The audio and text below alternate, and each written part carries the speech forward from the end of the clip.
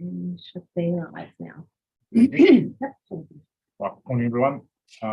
Welcome to this meeting of Regulatory Committee. We have apologies from Councillor Decker and Councillor Forbes. Councillor Noon has moved. Councillor Calvert has seconded. We accept those. All those in favour? Against? It's carried. Thank you. We have no public forum. Confirmation of the agenda. I think we'll give it to the agenda. Conflicts of interest, and we're just reminded of the conflicts of interest and needing to stand aside. Confirmation minutes. To move those for you. Is that Carmen? Yep. Cool. Thank you. You're moving those, Carmen. Kate, you're seconding those. Thanks, Chino. That's fine. I'll take that. And Kelleher, sorry. Black mark against your name. It's only been 3 years, you can't be expecting to remember his name. You're getting there. Okay. Diet's work. Now, we're starting to. All right. We'll put that, all those in favour? Aye. Again, carried, thank you. We have no open actions to the Regulatory Committee. Right, so we will move on to our matters for consideration. First paper is 7.1, review of consent fee support policy. Jamie Richard, welcome. Morning, everybody. Any comments? Yeah, I'll let Joe Joe, sorry. give an That's intro. right. And Yeah, so this paper is just an update on the consent fees support fund that was introduced last year. So this policy provides funding for the consent processing fees for applications where there's an environmental benefit. And so if people meet the criteria, they were eligible for their consent fees to be paid out of that fund. There's two recommendations in the paper, which are updates to the policy. So that is that individuals can now apply to use that funding and that anyone that is approved under this policy, that their ongoing compliance costs are then paid for underneath the policy, as long as they maintain a fully compliant audit grade. So those are the two proposed changes and the updates on that policy. So happy to take questions. and just in terms of technical, it's just an adoption for recommended because the committee doesn't have the delegation for a policy approval. So we'd get obviously it's a regulatory matter, so we're bringing it here, but we'd fire it through that final council meeting just to tick that box. Right, thank you. Questions, Councillor Scott. I was involved in the initial policy. I'm really pleased that you're looking at the policy with the view of making it better, as opposed to we've only had 3 applications, you know, but you're going to make it better. So I'm really thrilled about that. And they look to be practical changes, happy to support. My question, Mr. Chair, is how do we actually promote this fund? Yes. Is there more that we could be doing to promote it? Like actually proactively saying to community groups, do you realise that this is here? Mm-hmm. Yeah, so when staff are talking to people who are looking at doing projects, they do tell them about the fund. It is up on our website as well, and it was advertised at the time that fund is available. And when we're talking to community groups, we do talk about it.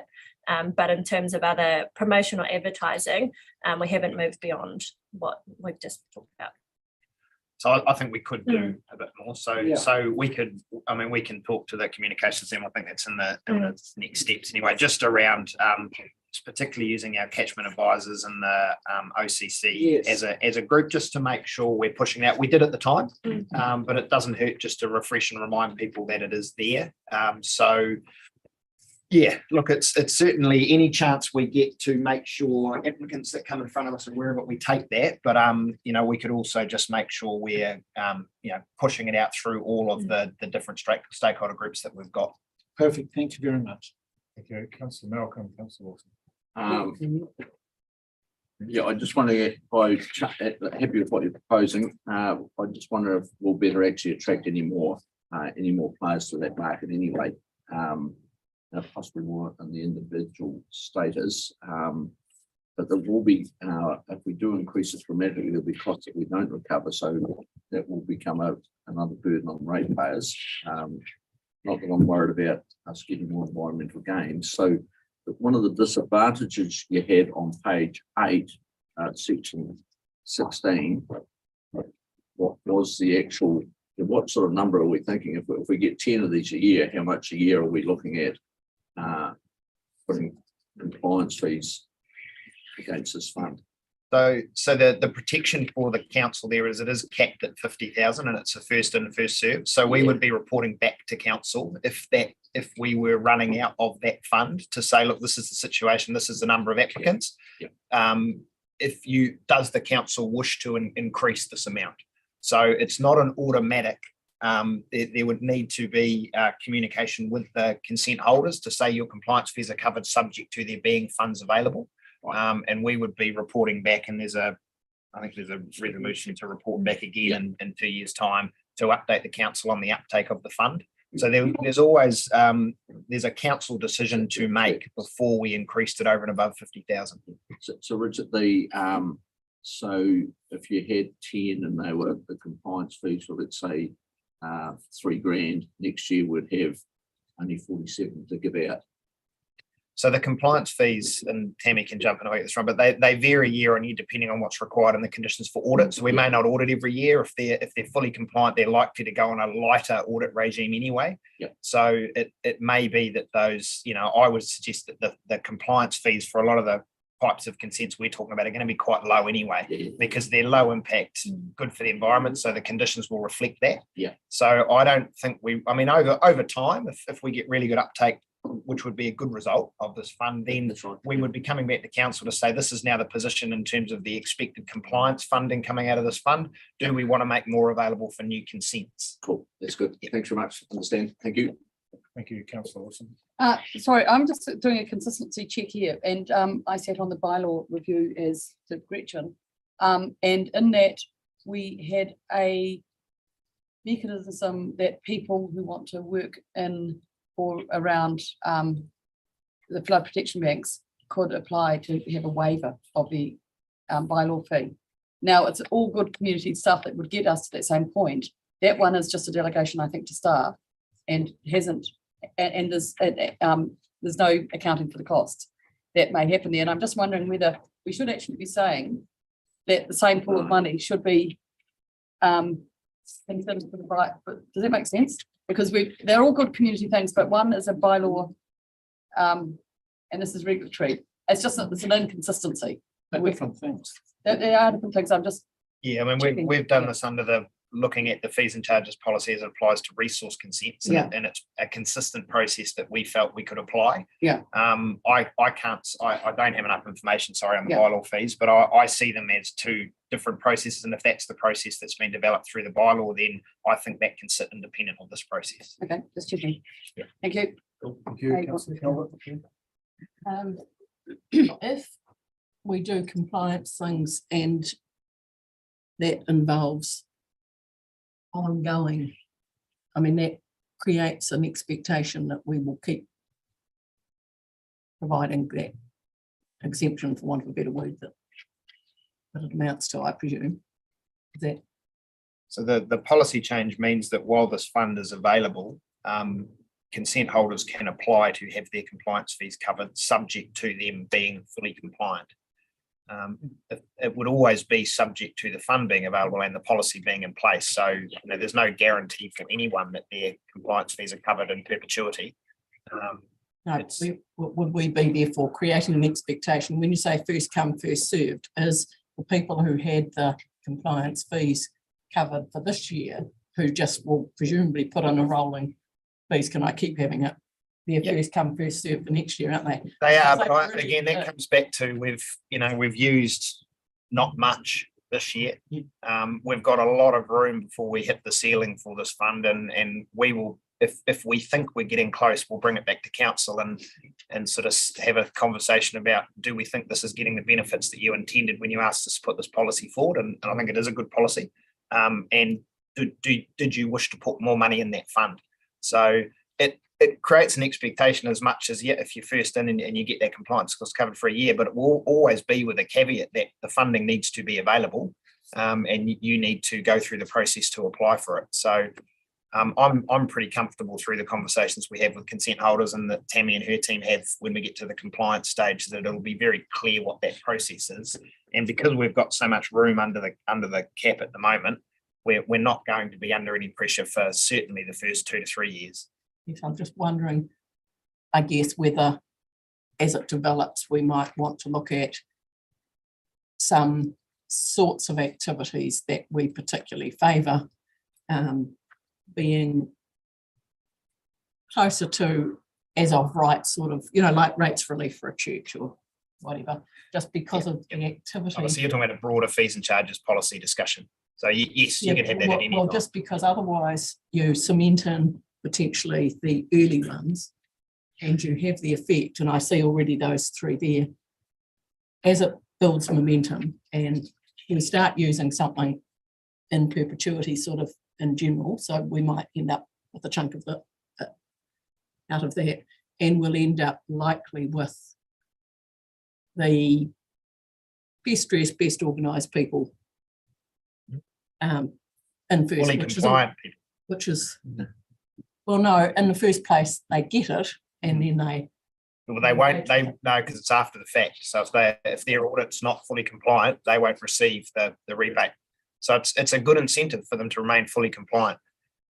It's, that, which is what we want. But it also means that they can target their funding to the environmental benefit rather than the administrative costs, which is consistent with the decision we made around the processing fees. So I'm just thinking that there's another discussion to be had as we develop it and understand it, so as that we don't end up having something that first up best dressed in general when it starts mattering. At the moment, it wouldn't have mattered this year, but Yeah, thank you, Councillor Robertson. Just wondering, there is only 3 applications.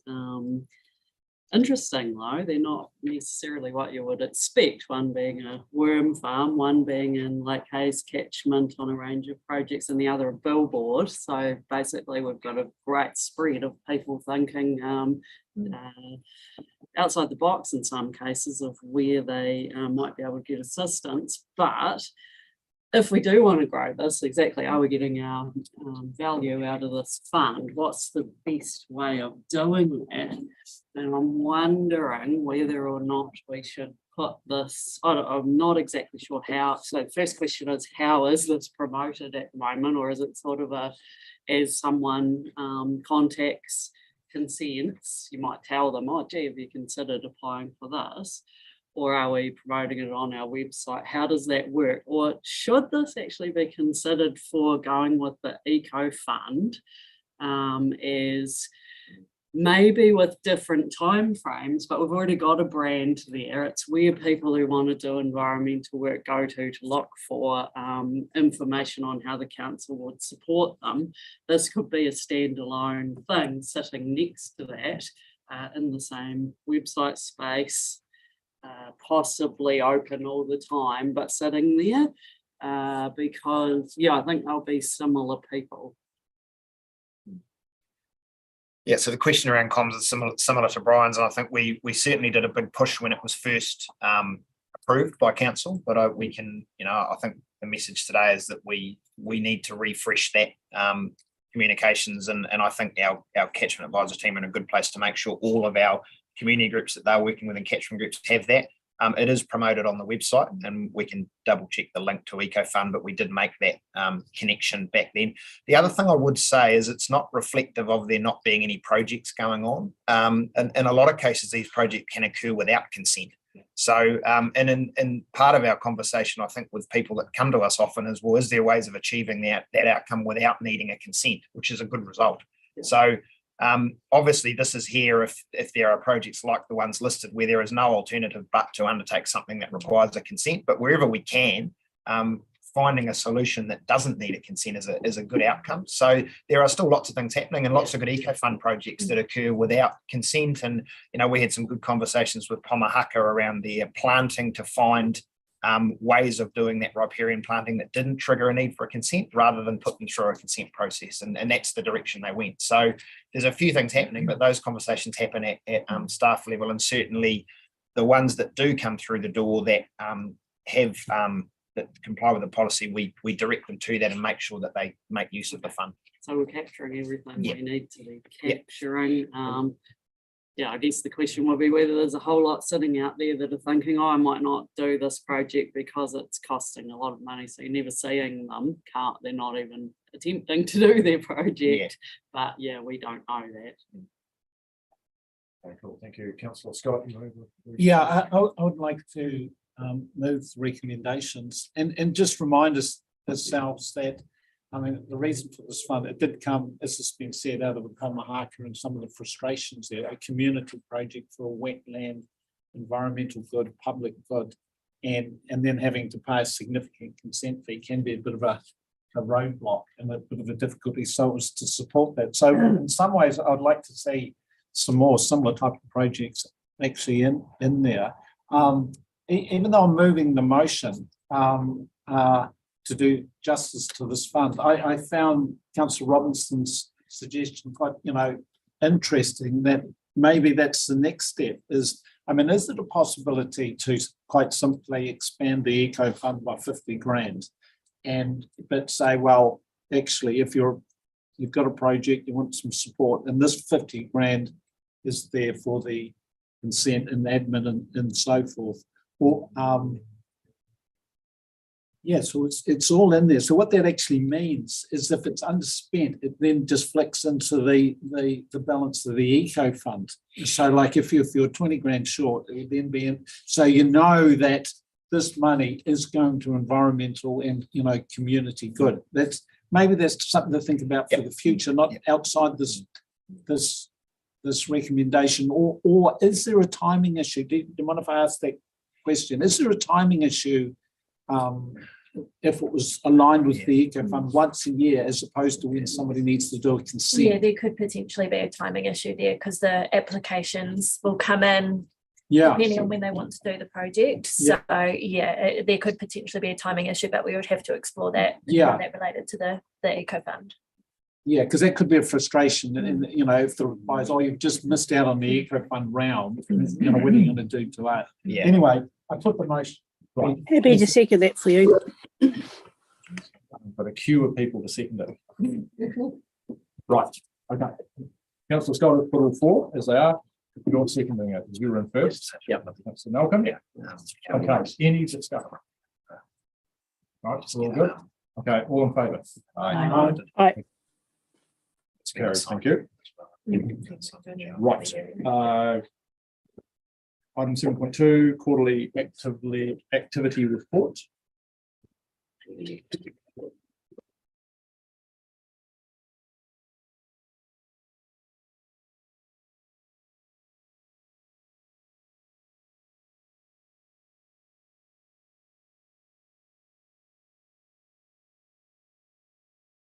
Right, welcome everyone.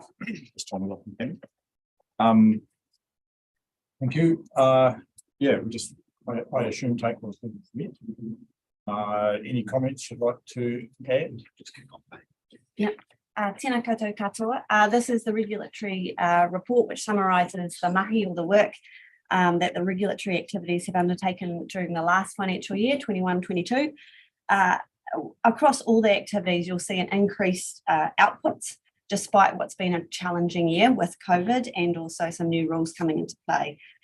This is as a result of the significant improvements that have been embedded across all of the teams over the last 3 years. It also includes a minor update to the RMA compliance and enforcement policy. This is as part of our ongoing process improvement to align our practices with national and sector best practice. So it includes a new section around conflicts of interest, both perceived and actual, and also updating the tool around formal warnings in line with the latest Solicitor General's guidelines. We're happy to take any questions. Right, Thank you. Right, councillor Noon. Thanks very much, Mr. Chair. And my query is probably for Richard.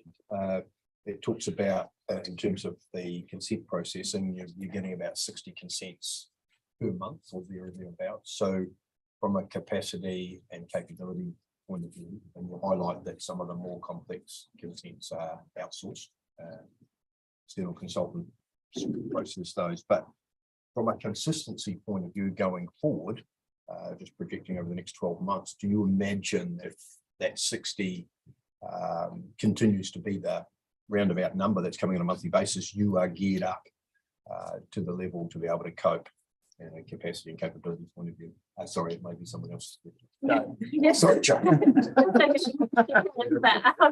Have a go, but we must get up. Yes, no, we are. So we've got a good number of FTEs within the team, which was funded through council, which is very much appreciated. And we've been making changes to our processes that mean when they do come in, we're being as efficient as possible with those consents. We have had a high number coming in consistently, but we are also getting those out as well in a good time frame. So have we got enough staff? Yes. Is there work coming? Yes. And in terms of capability, we've got a great team in terms of skills and capability, and looking to invest in those team members that we've got so that we continue to grow them. And even like the mechanism that you've got with people able to automatically make an appointment online. Yes. Little Yeah. things like that. So you haven't got a planner, or I assume somebody of that skill set taking those sorts of calls. So that must also help. It does, yeah, absolutely. The inquiries team do an amazing job, and the ability to now book in online to come and see them is great. And they do handle a lot of things in terms of dealing with those pre-application discussions. So yeah, great service that we've got there, and as the numbers show, it's being really well used as well. Thank you. Great, thank you. I've got councillor Scott Robertson and then Colbert. Cool. Paragraph 47. Well, firstly, thank you for all your work. In paragraph 47, what it says is that in this last financial year, OSC issued 120 formal enforcement actions, including 13 warnings, 54 infringement notices and 45 abatement notices. This is a significant increase from the 87 formal enforcement actions taken in the previous year. And also on the previous page, on paragraph 40, it says that 6 farms were graded significant non-compliance and 12 farms were graded moderately non-compliant. So the question that's going through my mind is pollution in Otago getting worse, or is there enforcement management getting better? What's happening there? Should I be concerned? Yeah, through the chair, it's really hard to say this is the driver for the increased enforcement action. There have been significant improvements in terms of our enforcement decision-making process. We're doing more compliance monitoring than we have previously. So it may be that there is more pollution out there, or it may just be due to our increased activity that we're identifying that pollution where previously we didn't. Yeah. I'll maybe add to that, Brian. So there's a few things happening. There's significant changes to the rule framework. So ORC's introduced its own rules within plan changes, and obviously the government are introducing a significant number of rules. Now we're working through most of those with farmers, but they do still add up to more non-compliance because there's new rules and people take time to adjust to them. And so the worst cases of those would be reflected in those stats. And I think that as people become more aware of the new rules and they move into a compliant program, we'll see that tail off. I think the single biggest thing is the investment that the council have put into Tammy's team or ORC's compliance team. So we've increased our number of staff through the last 2 annual plans, which means we're getting more consent audits and we've got more ability to respond to pollution hotline complaints and actually get people to attend those, because previously we weren't getting to them all. And so naturally, by having more interactions, we end up with more enforcement action being taken. So my sense is that there's not a significant increase in the level of pollution. I would put that down to increased resources from council to be able to respond to problems where we have them. Cool. So it sounds like we're doing our job, meeting our regulatory responsibility better. Positive outcome. Thank you. Thank you. Great, thank you, councillor Robertson. Mine's just around consent processing, and yeah, we've received a lot of applications, which we understand the reason for that is the permanent replacements. So they're individual ones, and a lot of them have been processed internally, but I'm just reflecting on my time with ORC and the work as a councillor commissioner over that time, and the consents that we were processing, and I'm just trying to understand I guess the setting that we're operating in now seems to have changed a whole lot for consenting, and I'm wanting to get up to speed, I suppose, in terms of why is it that we have a lot less, well, we have a lot of non-notified, and we have definitely not many that are fully notified. So we're seeing that there's not many fully notified, which is cool. In the past, I did a heap of, say, for example, industrial air discharges. We've done over 100 consents in the past as a commissioner. Why is it that we're not seeing hearings panels assessing consents through ORC? There will be reasons, and they'll be good ones. Perhaps it's that we had a whole period in time when a whole lot of consents came up for renewal, and also, I guess, going forward as councillor commissioners, we've done a lot of training, I guess, to get us to this point, and some of us are probably some of the most experienced in the country, and particularly I'd say Councillor Noon's done a heap, Councillor Wilson as well. We need to decide, I guess, as a council, how we use our commissioners, whether we are fully out of hearings for consents, and we use independence. Well, I don't think we've had that discussion, but the first question, We have. for freshwater we have. No, we decided at the beginning of this training that we wouldn't use our own commissioners. Can I just make a comment? So I'd Sorry, cut across your spiel, but what I can recall was when we started working on the RPS and Saline Water Plan, that we made a call because we were developing those fundamental frameworks that we didn't involve ourselves with consents. Yeah, that's my As understanding. well. That's right. Yeah, but someone else may. That's correct, Andrew. Okay. Yep. I- But I think Joe can maybe just provide an answer in terms of the consenting framework and why we're not seeing the same volume, because we don't have the same volume going through to hearings, and therefore appointing panels. So we did make that call around the water consents, which have predominantly been the ones, but maybe Joe just. Yeah, so part of it is a function of the type of consent applications we've had coming through. So we haven't had as many of those like air discharges, large scale ones that you've talked about, because historically we have granted them for 20, 25 years. So that workload just isn't there at the moment in terms of that specific type. There's also been changes to the RMA where there's a few years ago now, but in terms of that notification decision and process, so that will change those decisions we're making around public and limited notification. And it also speaks to the planning framework and the changes that we've had there. So through Plan Change 7, which is now in the water plan, there's a controlled rule which has a preclusion on notification. So that means there aren't affected parties generally being taken for those. And it also just reflects, I guess, on the work that has been done with key stakeholders as well, in terms of with applicants and that relationship that exists there, because it does mean that they are able to potentially get written approvals where previously we're going into a hearing process. So again, there's been a whole product of work that means that we're either not getting that type of application in, or if it does come in, then it isn't actually then being through that limited notification hearing process where commissioners are required. And if it has been publicly notified, they have been of the scale or where there's been a potential for perceptions of conflicts, so say Dunedin City Council, Smooth Hill, that type of thing. So yeah, there's a whole lot of stuff there that has meant that there's been less going to hearing. That's a good news story then.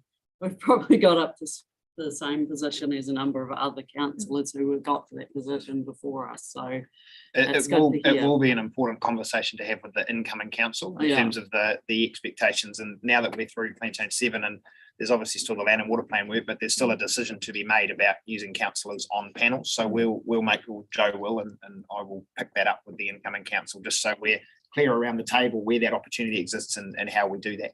That would be good to have that question asked actually to the council, because for those of us who are, or mine's just lapsed, does council want us to, because it's our initiative as to whether we want to That's right. do that training or continue that training or not. So if there isn't a need, then it would be good for us to understand that.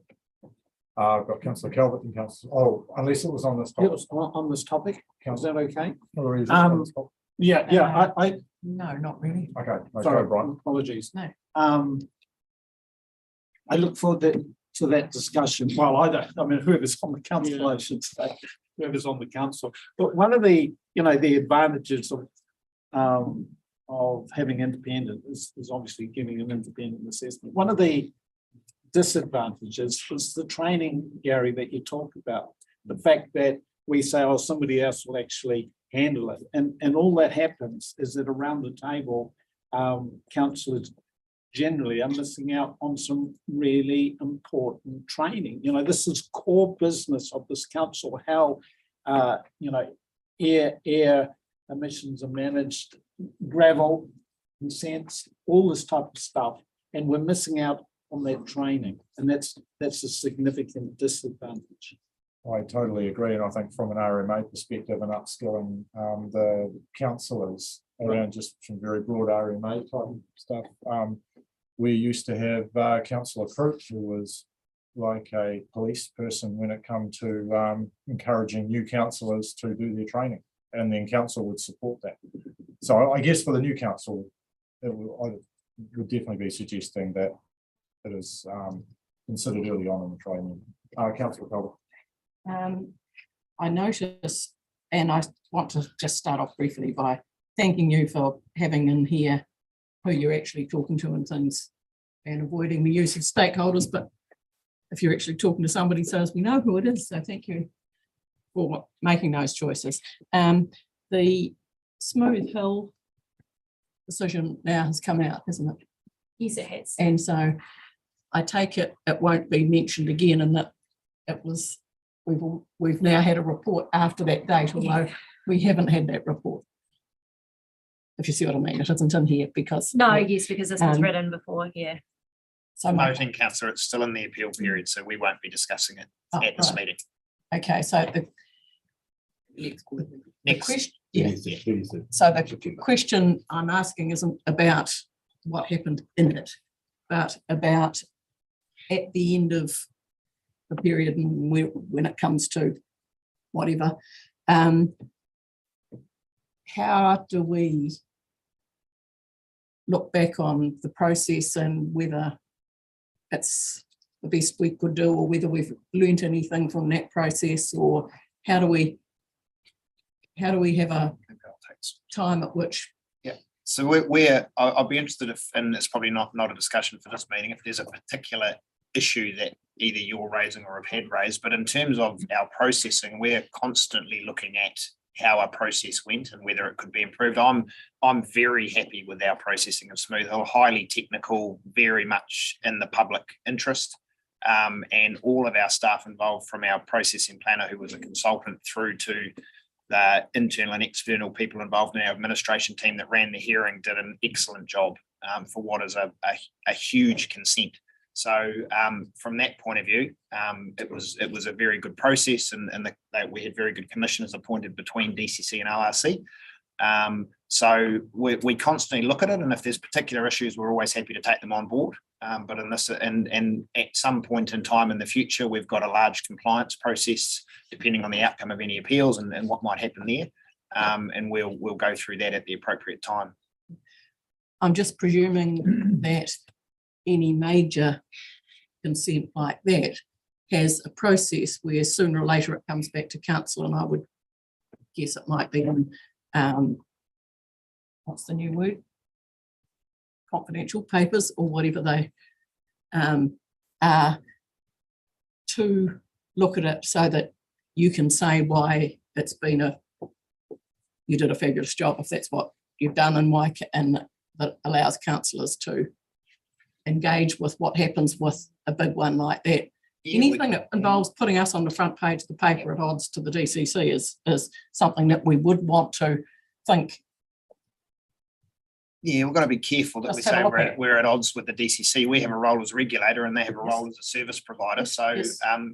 that's the DCC is no different to any other applicant under an RMA process. So we're going to be careful not to make a distinction between DCC and a farmer or an industry or Yeah. whoever. It could We have get been- into dangerous territory if we start saying we should look specifically at applications that are TLA or district council as the applicants. We can certainly at the appropriate time in the process, and I think it would be important to discuss with the council the ongoing compliance regime, because the onus is on ORC now as the regulator to make sure they stay compliant with that consent. And the suite of conditions is one of the more technical sets I've ever seen on a consent. So Tammy and the team have got the work cut out there. But yeah, I don't even think that needs to be a confidential briefing. That's just a discussion about the process and the outcome and what's contained within the consent. I'm just thinking, and I'm thinking audit wise here, we should look at big consents like this and think, have we learned anything? Would we do anything differently next time? Is that as good as it is? And we should, and sometimes it'll be perfect. And we look at it and think, yep, had my time again, do exactly the same thing, and this is why. But shouldn't we at least have, I guess this is a question for Pim more than for, Yeah, it sort of relates what's the to. big ones, not relates the to something TLA. We've talked about recently, the ELT, and I might have shared with council as well around most organisations of this size having an internal audit function, which we don't seem to do here, quite unusual. So we can talk about that more at an ELT level or at a council level if you wish. But that would be a good example. But I But think, not quite sufficient for amendment to say this is a perfect process if we don't have any way of auditing the process and learning from it. And perhaps it should feed back into the audit and risk thing when you, That process When would you worth have getting those. put back in for us. You're quite right. I think for me, though, the fact that we're in an appeal period, the more we continue the discussion, the more risk we put ourselves at. no, I'm, This is very valid to have the discussion, but maybe just not quite now. I wasn't wanting to talk about any of it, but just to say, is there a process for it to be in due course, whatever that is? Okay, councillor Laws and then councillor Neal. This is something different from what we're talking about. Can I take you to, I've got a couple of questions. Can I first of all take you to the place for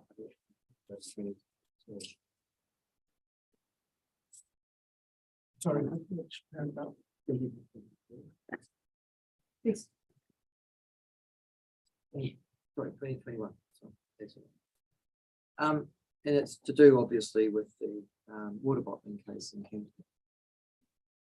Which I would have thought had anything to do with the IRC, but apparently it does. Now, I'm looking at risk there, and quite a big one. So can you give me a sort of overview of what you think that risk might be?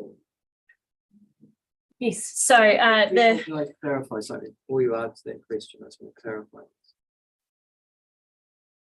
What court said was, and you tell me if I'm right or wrong, why you're taking the water is relevant to the amount of water you take.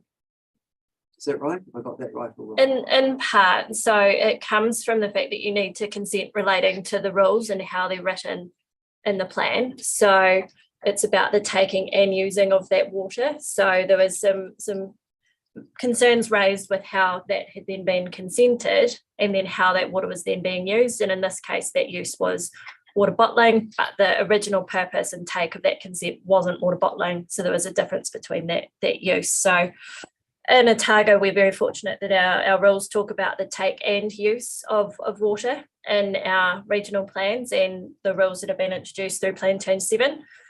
So recently, we have been granting consents for take and use. The key thing for us is to ensure that when we are writing our rules and when we are granting the consents, we authorise the take and the use or the activity that is talked about in the plan. So Is there a risk at the moment? No, because we are granting consents as is required under the way our rules are written. So it's really important that when we consent something, we look at the rule. And when rules are being written, that it is thought about, well, what is the actual activity that then comes out the other end? The one thing we have had to look at is consents that we've granted in the past, and just checking that we have been granting those for the take and use or the use, depending on what that rule looks at. And our initial look of those is that we have granted them the way that they need to be granted, but we do need to just go back and have a double check on the specific permit themselves to ensure that we're fine. So risk very low, but we do need to be aware of how we grant our consents for future ones. Right, so if I applied to take water for irrigation, Mhm. and I seek it to use for another purpose, that would be currently illegal under our rules. So the rules talk about take and use for a purpose, and then when you apply, we will grant you to take and use that water for that specific purpose and put it on your consent. The moment you don't use it for that purpose, Then there is a potential Breach your issue there. condition. so you're now going to go back and check, oh, let's just check that we've done that for all the consents. That it says take and use. Yeah, that's the key wording. Not necessarily the purpose, but that we've granted them to take and use the water because the court says you can't separate those two. How long do you expect that body of work to take, and how many consents do you have to check? Hopefully not too long. We have a summer student coming on board that will assist with that work. So it's non-budgeted work, but it's really important work that we do. And I think there's about 180 that we need to go through and just verify the consent and the report. But like I said, the first look is that there is no issue with that, but it's just for comfort that we are, because we like to make sure that we've done the right things, that's there. So we'll then report back on that. Thank you. The next issue I have is you've given us a figure or a series of graphs, and then also obviously the attachment, which is I think the prosecution guidelines or something like that. And in the figures that you've done for resource consents, so they are in the attachments. For my colleagues, there are 15, 16, 20, quite a few.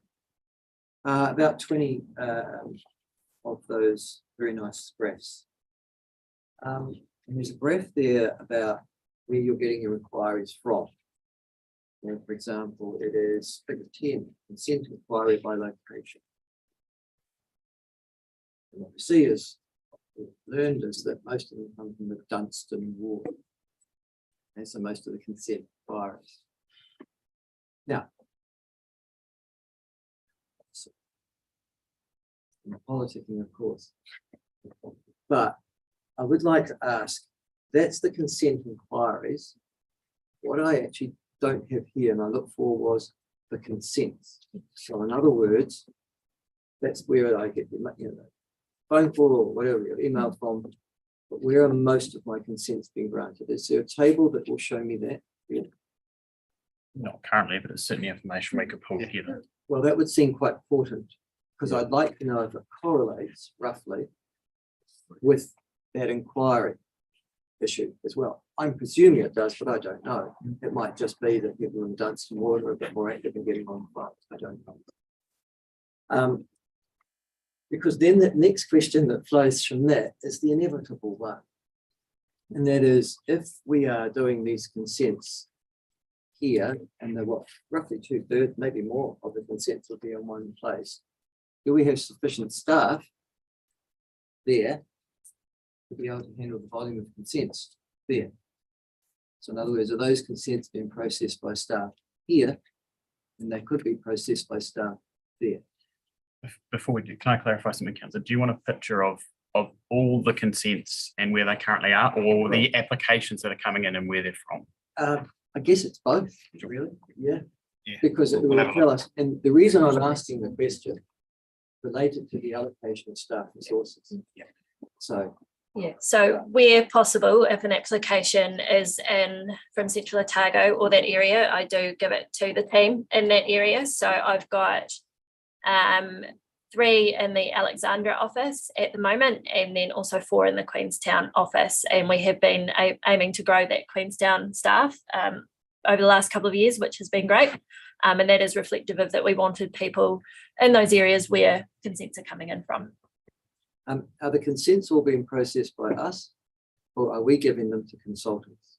I'm not too sure of it, how it relates to that part of Otago. I do know that some consents are being processed by consultants, but I couldn't give you a breakdown at this time for Central Otago.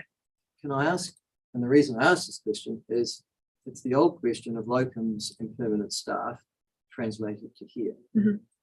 Now, I guess the question I'm asking is I'd like to know what percentage of our consents are in actual fact being processed by non-staff. How much are being processed by consultants? How much we're paying those consultants?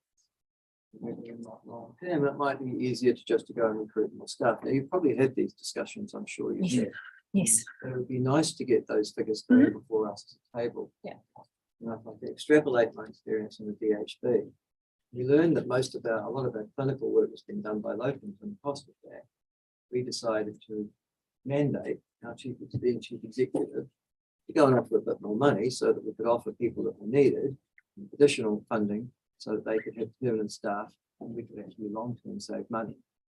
That's the reason I'm asking that series of questions. And that's the reason, that's the conclusion I'm seeking to drive down. So I don't know how we're going to handle that. Can we get that for the next meeting, perhaps? First meeting of the new term, we can. Yes. Yeah. Yeah. So we can get the data, Simon, you said you can get the data. I suppose the interesting question, which Michael's asking also, is because I've already heard Richard say that we've got quite a lot more staff than you used to have, Joe. So why do we use consultants still?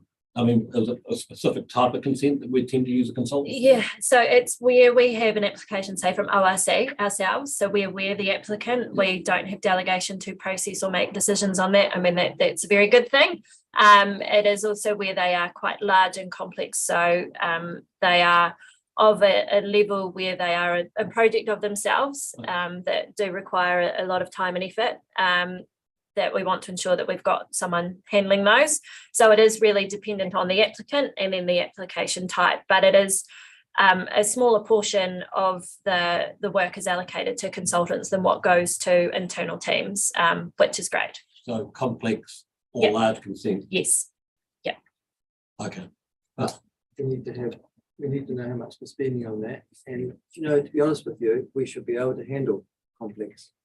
Yes, absolutely. We should be able to. And that is the goal for the team. And progressively over the last 3 years, we've seen less going out to consultants, and that's reflective of the growth within the team and the skills that they now have. And I'm very confident in my team and their skills. So we'll get an update at the next meeting and we'll go. That will include how much we spend on consultants processing consent. You've also made an amendment to your, I think, your prosecutorial guidelines for the RMA compliance and enforcement policy. It is the conflict of interest clause, I think, that you've added, number 4, and it's on page 47 of my quarter paper, but it's page 4 of the compliance and enforcement policy.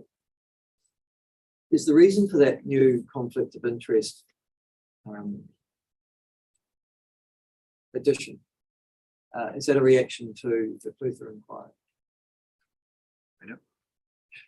Yeah, that was one of the outcomes from a discussion with Sir Graham Pankhurst is clarity around when we engage or when it's appropriate for it to have an independent party assist with our regulatory. So that was one of those responses that came out of that work. So you won't have to make that as a managerial decision anymore. You have a policy to follow, Richard. That's right. Yeah, that'll make things a bit easier, won't it? All right, so automatically, if the ORC are involved in any way, shape or form, bang, off we go. Yeah. But that's what the policy would guide us to do. Right. And also you mentioned just earlier on that issue, not on this Clutha issue, but on this general issue, you mentioned it would be dreadful, and I totally endorse you there. You've heard what the council think about that. Of treating TAs any differently than treating an individual farm. So there'll be equity in the way we deal with people. It doesn't matter whether you're a TA anyhow. We are blind to what the status in the community or services. Have you just complied with this or not? Then if I can take you to enforcement decision, that's 76. That's your page 6. That's my page 49. Paragraph 76, yeah. Paragraph 76, headline enforcement decision.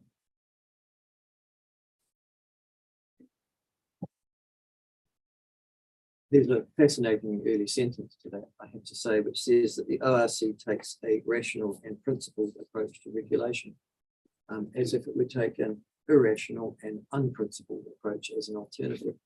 So it's amusing to me. You would automatically assume that it's- Yeah, so I'll just clear, it's page 6 of the policy. It used to be section 6, it's now 7 because we've inserted a new, yeah. That sentence strikes me as odd. Wouldn't that be normal? I mean, you would never take an irrational or unprincipled approach to. It's nice to be clear though. I like to be clear. As if there was any doubt. That worries me. But then it goes on to say, in general, the IRC advocates a policy of education, first cooperation, second, blah, blah, blah. Can I be assured that one of the issues that we've discovered around the table in the last 5 years is TAs in wastewater? It's a particular problem. And it's been a problem for a long time. Perhaps prior to you, Richard, it was ignored almost in its entirety. Aware would be a fantastic example. Are we now to the stage where we are monitoring, we are doing our job with TAs and wastewater discharges in the same way that we are treating like who might transgress, for example, an individual farmer discharging for wastewater? So are we confident that we've got the same monitoring for one group of people in our community as compared to the other? Through the chair, yes, I can provide assurance to the council that we prioritise the monitoring of the TA wastewater treatment plants. They are audited annually, and appropriate action is taken when non-compliance is identified, and that can range from formal notices such as warnings, abatements, and infringement notices right through to prosecution proceedings. So we're not going to see another Harvey or Clutha again under this regime. So we're not going to see, well, I don't know the details of the historic stuff. I can't see we're not going to, because we're not responsible for the actions TLA district councils take to manage their plants, but where there are issues, we are in a much better position to pick them up and take action early. But we can never say never, because we're not in charge of the operation. No, but in Clutha's case, the reason you prosecuted was because it had been happening for years. We should have picked that up. Yeah. Well, the reason we prosecuted is when we undertook the audits at that time. I mean, there was, and it's still before the court in case of City Care. So I won't say too much other than, I guess, going back to Tammy's point, the process we have in place now will ensure on an annual basis and through ongoing relationships that Tammy's built with her colleagues in those councils, we are aware of where the problems are, and they're very aware of what our expectations are.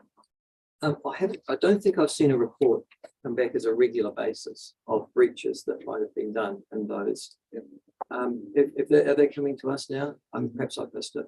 We provided a West. Yeah, So it's quarterly? December 21, so last year, there was a report to the regulatory committee which summarised the wastewater Yes, treatment plants. compliance. since then I was thinking it doesn't come quarterly, is it, a matter of form? No. Would it be a good idea to do so? Because it seems one of the highest areas of risk. Look, I think we felt appropriate that an annual compliance report on wastewater treatment plants in their entirety in the region gives a full picture to the council on the compliance activity during that year. So you would have another one then ready for us in December? It would be, when was it, March? Yeah, look, through the chair, we are also proposing to prepare an annual compliance report, which summarises all of the compliance monitoring and enforcement activity across Otago, and that will include a section on TAs, both their wastewater treatment plants and their drinking water schemes. So going forward, that is a really useful document which summarises the activity that we've undertaken and the compliance of those activities.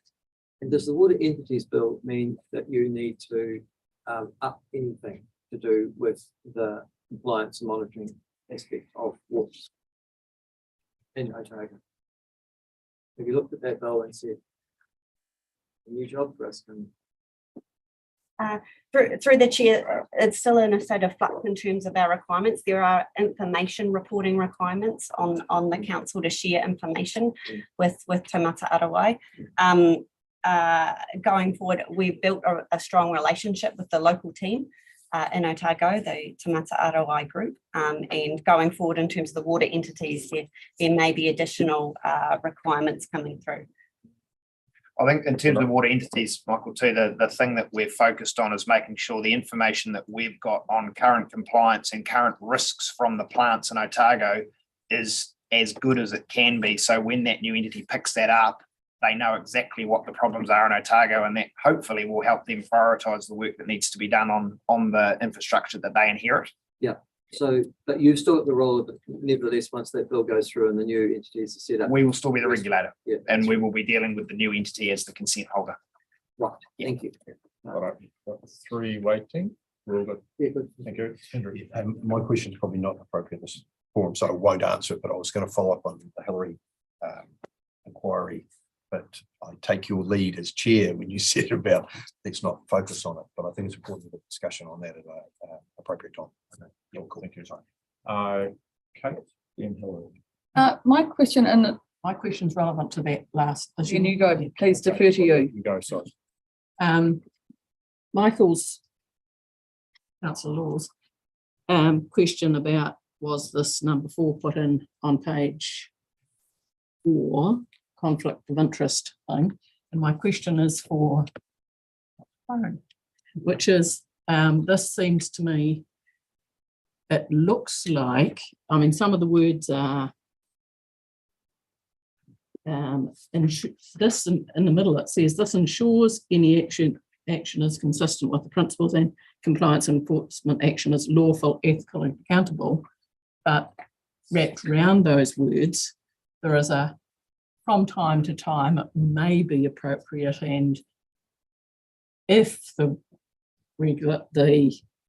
manager compliance goes to the general manager regulatory and communications, that person can choose to do something or whatever. This seems to me has the potential for it being a delegation. Is it under delegations? Is that spend a bigger spend?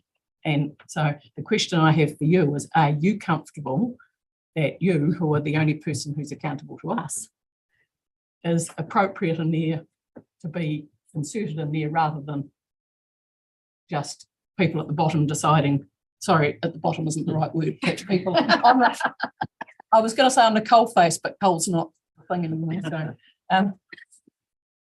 So the people who are actually doing the work are suggesting, and I can see why that would happen, but do you think you could or should be inserted in that so as that you're accountable to us to have done that? Because as I say, I think that could be a major, both in a thing we should do and a delegations generally financially and things. I haven't considered it too much, but you know that ultimately all decisions that happen operationally I'm accountable for. So to you. So and the large majority of those I do delegate to the next tier or the tier below, just because it's appropriate to do so. And then those people will bring the information back to me. Ultimately, I am accountable. So let me think on a little. I haven't spoken to Richard directly about context, because to be fair, Pim wasn't around when we did this. It's sort of come in that state of flux. So there's a reason why the CEO is not included in the delegation to decide, is because we're investigating ORC, which ultimately the CEO is responsible for. Whereas at its highest level, I don't have responsibility for the other teams that would be being investigated. There's an operating procedure that sits behind this that ensures that I am responsible for informing the CE of anything that is happening with regards to the clause within this policy. But in terms of the decision, the CE needs to still remain separate from the regulatory decision because they are responsible for the activity that would be being investigated. So that's the rationale for the delegation that sits within this policy. But you can be rest assured that the CE will be well aware of any work that is happening under this clause. Yeah, and I hadn't had that discussion before with Richard, but I have to say that was very similar to what I'm used to working in a TLA in the building department area. It's very common for the regulatory team to have delegations, which ultimately, even though ultimately all staff do work for me, where I ought not have a direct influence on those decisions. So maybe it's just that somewhere in the delegations thing, it should be clear that you're in the end responsible for the outcome of the choices that are made here, in the sense of achieving the objectives that are in the middle of the. Yeah, I think we could add to the delegation manual, Richard, but there are regulatory responsibilities which I'm not allowed to influence. Yes, and I see where that's coming from. I'm just wondering whether something needs to be. Can I just follow up very quickly then? What concerns me, I think, Richard, and it's no criticism, it's just the way it's written, is that there's an element of subjectivity here when the idea is not to have an element of subjectivity. In actual fact, it says it may be appropriate, which means that somebody is going to make that subjective decision as to whether or not it's appropriate or not. Isn't the whole point in the thing of Graham Pankhurst inquiry was that if there is a perceived or actual conflict of interest, it goes bang. Yeah, I suppose the thing is here that we're talking, there may be potential conflicts of interest that don't involve ORC. It might be a staff relationship, and we would investigate that and make sure that we are comfortable, because we declare conflicts for anything, relationships with people that own businesses, the same thing you guys do. I think what I'm hearing is potentially we could add more clarity in here specifically for when the ORC is involved, that it's automatic. It just goes. That's exactly So we can take that away, and when we present this back to council for formal adoption, we will add a sub-sentence in there that says, if it is the ORC, there is no, it just goes. The rest of that is geared towards, there are other conflicts more minor. Tammy would still raise them with me, and we would have a conversation and make the appropriate decision. But what I've heard is that more clarity around the ORC situation. So happy to add that in, and when it comes back to council, we'll make sure that's in there. Thank you, Richard. Okay, cool. Kate. Thank you. I'm just wondering about the word plantation, and I totally understand why you've got the heading, forestry, not plantation, on paragraph 43, page 27 of 61. Chair, I'll sit down to this question.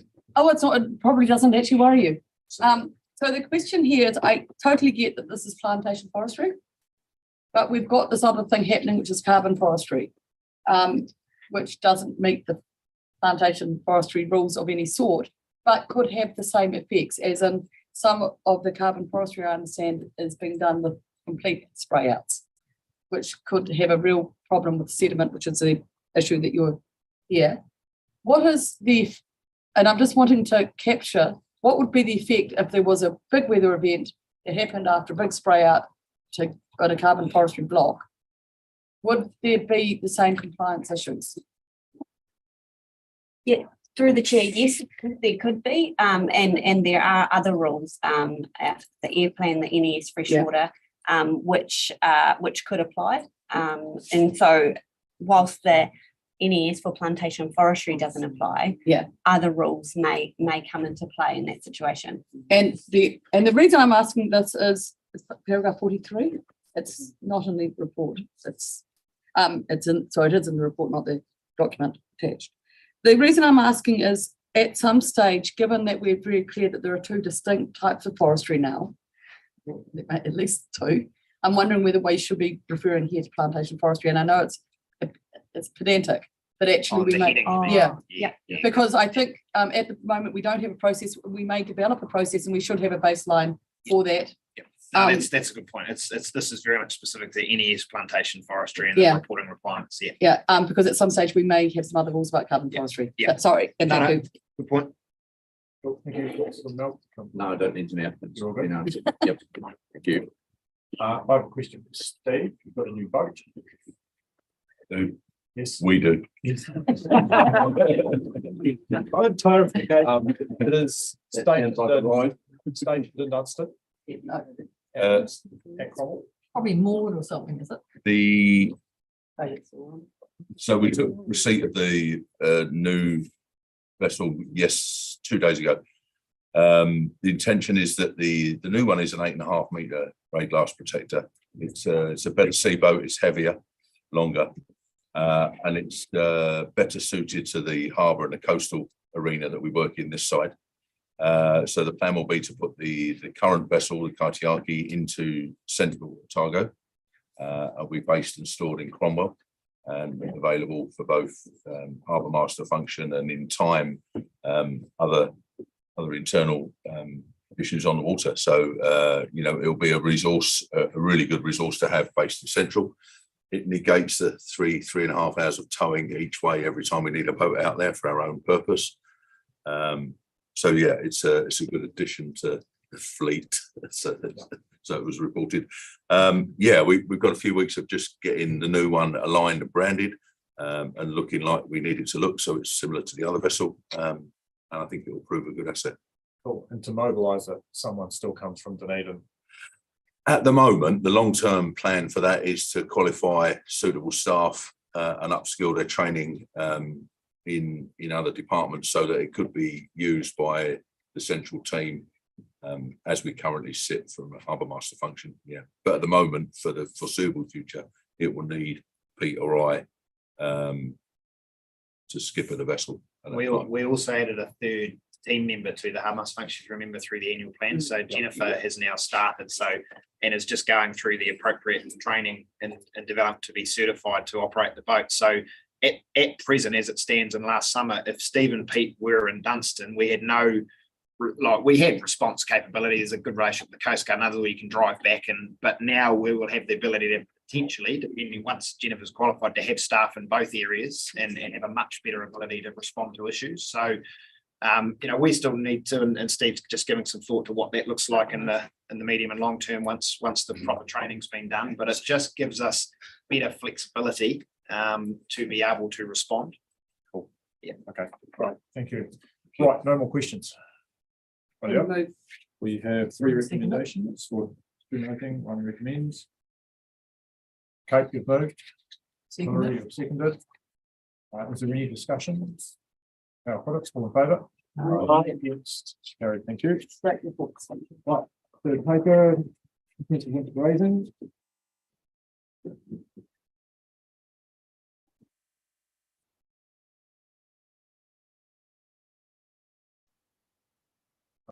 Thank you.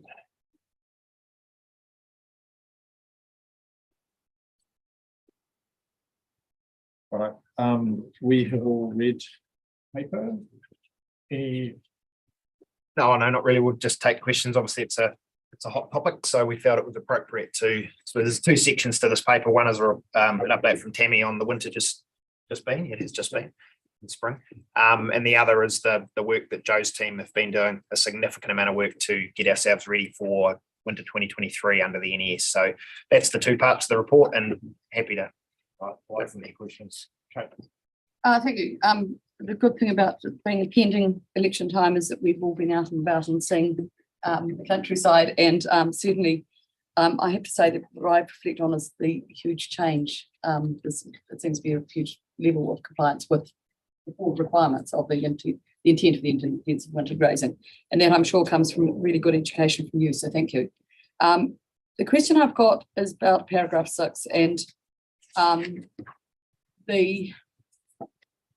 what we're embedding, and a frustration I'm hearing is that people want to get into the freshwater farm plan stage. I know it's not your thing, but there is a void of information about how that's going.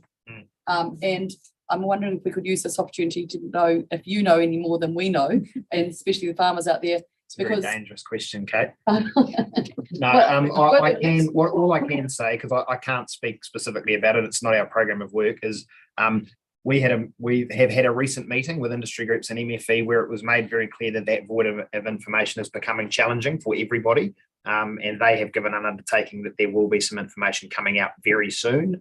So we can expect some announcements from Minister or Ministry on the Freshwater Farm Plan program, where it's at, what's coming next, what some of the timeframes might be. That would be really helpful. And I want to clarify why I'm asking this. Is at the moment, $1,900 for a resource consent, which I know that you want everyone to come in as soon as possible to make it an easy process. And you, with this void, people may, and they want to go do the farm environment plans, many people are well and truly as far advanced on that as they can. But if it's going to cost a whole lot more money to do, and they double, they may be double charged. Has there been any thinking about, will the resource consent process be able to modulate it into that? Has it been? Yes, absolutely. So through the resource consent process, people need to develop an intensive winter grazing management plan. So the intent, when those freshwater farm plans come out, there will be an intensive winter grazing module, and the work that they're doing now will be able to slot into or take place of that intensive winter grazing module. So doing the consent and the farm management plan now will absolutely set people up for that freshwater farm plan process and shouldn't result in any too much duplication in terms of that section on intensive winter grazing. So we're doing as much as we can to support people to be ready for that process when it comes in. I think that we're really good if we message that probably more broadly that, but the other part of it is the cost won't necessarily carry on because that's going to be an MFE process, the compliance and auditing. Correct.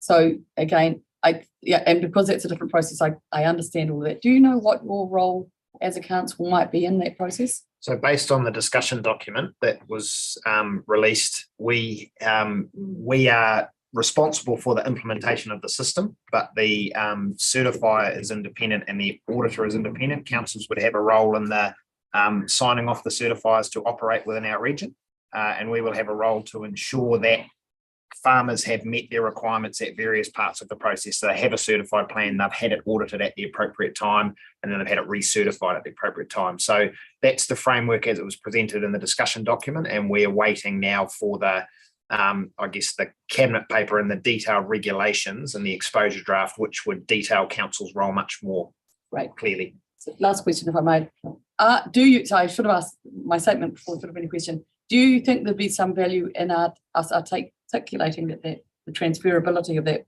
data to ensure that people do come down that path? I think there's some people waiting to think that they want to do the other path. From my point of view, we've communicated that really clearly, and we have also with the industry groups. So at the moment, as it currently stands, the key industry groups have a letter to the minister requesting a further deferral. We are all awaiting for a response to that. Once they have received a response, if they don't receive a deferral, then I anticipate we will be able to have a much closer working relationship, because we have a very good relationship with them, to make sure the key messages are getting out to their members. We certainly, everyone we speak to understands this process, and we've had some really good sessions over the last month, 2 months, in terms of the plan being work that you will be required to do. So it's the whole process is designed around not being wasted effort. But yes, we can have a look at whether we can do it more, but I'm very satisfied that that is the key message we're getting out to people when they are engaging. Thank you. Good. Thank you. Kevin. What audits will be done on the people that we certify to be the inspectors? So, look, we don't have enough detail on the freshwater farm plan at the moment. At some time in the future, when we have more information released from MFE, it is certainly a topic we will come and do a detailed session on with council. Absolutely, it will be a big change to the way farming is regulated. So it'll be really important that we come and present that change to the council. That's not something we have the detail on at the moment. Thank you. Brian. Cool. Specifically, how are we tracking in relation to the intensive winter grazing consents being applied for and granted by the 1st of May of next year? And what are the issues and risks around that? Yeah, so we've had 6 applications come in the last 3 weeks for these consents, which is a great start. They've been off the back of sessions where we've actually gone and sat with some catchment groups or farmer groups and run them through the process, which is great. And then we've also had some other ones that had come in previous to that, just knowing that they needed to get that consent. Ideally, people would come in before the 1st of May. I think there's that just a bit of uncertainty at the moment. Granted by the 1st of May. Yeah, as well. Yeah. So they have to come in before the 1st of May then? Yes. Yeah. Like the deemed permits had to come in before that key date in October. They need to come in by? So the 1st of May is when we would ideally have them all in and approved by. At the moment, we're getting them done and through in about 2 to 3 working days, which is great. Okay. Yeah. Sorry. Yeah. The sooner, the message that we're giving is the sooner that you can lodge, the better. Mm. You know, while the volumes are less, we will be in a position, depending on how many people choose to apply, Yeah. where the volumes may create some capacity challenges for Joe's team. The key thing to note there is as long as they have lodged the consent, Mm. they will be okay to undertake the activity, even if it Okay. takes us some time to get them processed. Okay. Certainly the intention is to get them all processed, and that's why the encouragement to apply early is there at the moment.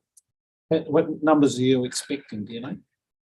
Oh, look, it's hard to say, but there's a few things here. One is that if you took all of the grazing activity that is happening at the moment and it didn't change, so there were no changes made, we would be expecting 2,000 plus farms requiring consent. But there's a couple of things there. One is that farmers are already looking at what processes or practices they may need to change to comply with the permitted activity criteria, which is excellent. That should be their first step. Yeah. And then we will have a number that won't engage. And through Tammy's compliance program, we will go out and we will have a conversation to say, look, your activity we've noted does trigger the need for a consent, and we expect you to come through that process. So there's two things there. Look, we don't know is the answer to how many, because the encouraging thing is that a number of these on-farm meetings, the conversations have been, well, is there a way for me to change my practices to become compliant? And that should be the first step that farmers are taking. Cool. Thank you. We're in a very vulnerable position. If you have a crop and you're making a decision to grow a crop, you don't have consent to graze it up until May, then you are quite at risk. So you'd actually want that consent prior to planting that crop. Yeah. And we're having those discussions with people now. So we were at Miller's Flat yesterday with a group, and that's why we were there, because they're having, thoughts about where they're planting, what type they're planting, and Making all those decisions now. Yeah. Andrew, thank you. Thanks, Gary. Just a couple of queries about the 6 that you've already processed winter grazing consents. Are you able to indicate the maximum duration for those consents? Or the one that got the maximum? And also the other question is how is it structured to allow amendments on an annual basis? How does that work? So it was about 9 and a bit years was the longest consent term. So there's just a key date in the regulation that we're lining that up with in terms of the longest. So we are sort of saying to people, match your duration with your known rotation within your property. So some people might be planned for 7 years, some people might be 3 or 5. So we really want to line it up with that. In terms of variations and changes as you go, the way the conditions are drafted is that we will authorise, say you want to do 100 hectares over your 7 years, so we'll approve you to do the 100 hectares, but on an annual basis you just supply your farm management plan again that tells us the areas you're going to go in your management strategies. So that flexibility is still there for the farmer, but there's some certainty around, we know where you're going to be going, and we know you have to have a management plan, and we know you have to provide that to us and do some good management practices. So still room for those changes, but within that envelope of, say, 100 hectares on your farm. Thank you. Okay, cool. This winter has been considered to be, in my area, one of the wettest, but yet overall we seem to have a pretty good outcome in what we saw in our flyovers. Yeah, through the chair, there has been a rest of Otago too. positive improvement that we observed. I guess a caveat I'd say to that is that this winter we only did 2 sets of flyovers, so we missed out on the July flyover due to weather and also COVID disruptions with some staff unavailabilities. But across the board we saw an improvement in practice. There were still some issues that we identified and we followed up on the ground. There were similar observations from our MPI colleagues in terms of the animal welfare project that they do during winter, and also Environment Southland also identified an improvement in grazing practices. Right. Okay. Good news. Thank you. Audio. No more questions. Okay. Someone move. Recommendations. No, thank you. Calvin, seconded. Any discussion? I'll put it. All in favour? Aye. Against? Very, thank you. And that concludes this reading.